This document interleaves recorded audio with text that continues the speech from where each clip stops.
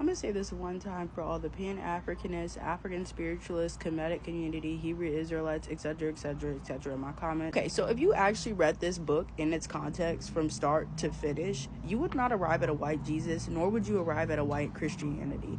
I'm really tired of this being regurgitated in my comments and in other Black Christians' comments because it's just intellectually dishonest. If you read this book, you truly read this book, you would arrive at a Hebrew, brown, Jewish man, Jesus Christ, who was a carpenter, who worked on the very thing he would hang on years later for our sin, died the death we should have died because he lived a life we couldn't live, and we have the opportunity to be resurrected with him.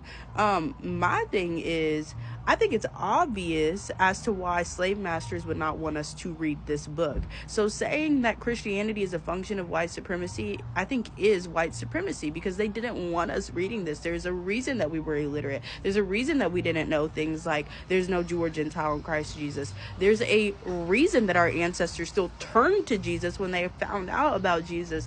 There's a reason that there's a whole book in here called Philemon where Paul writes and says, hey, I'm sending your slave back to you, but receive him as a brother. Like, there's a reason that they did not want us to know the stories that are in this word, because if we knew the stories that were in this word, we would know that our value is intrinsic, that we are image bearers, that Jesus Christ didn't only come to die for white people, but he very clearly came to die for Jews first and for us.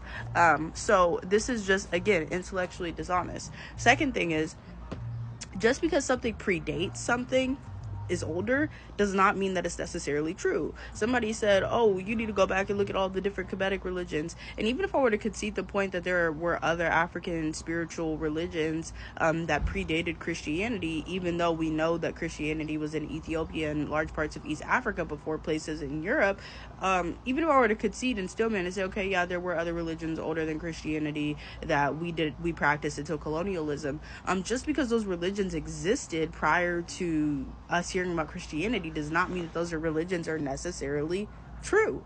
And if you were to read this book, you would see that there's a very similar historical narrative in the Bible where people are worshiping false idols, false religions. God plucks Abraham out of the nations and says, I'm going to create a nation through you, and through your lineage, Jesus Christ, the Son of God, is going to incarnate and save all of mankind. So even in the word, there's a time where other religions predate Jesus coming. So that is not proof.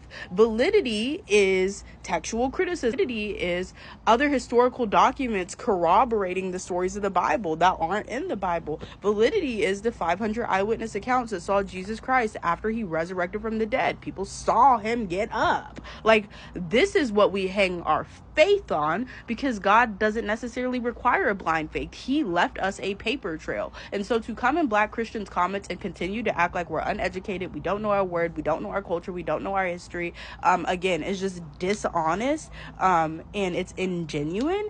And the reality of the matter is that if you're promoting this idea that Christianity is white supremacy, you're probably more aligned with slave masters than you actually think you are. So stop, and please come to know Jesus, the real Jesus, Jesus of Nazareth.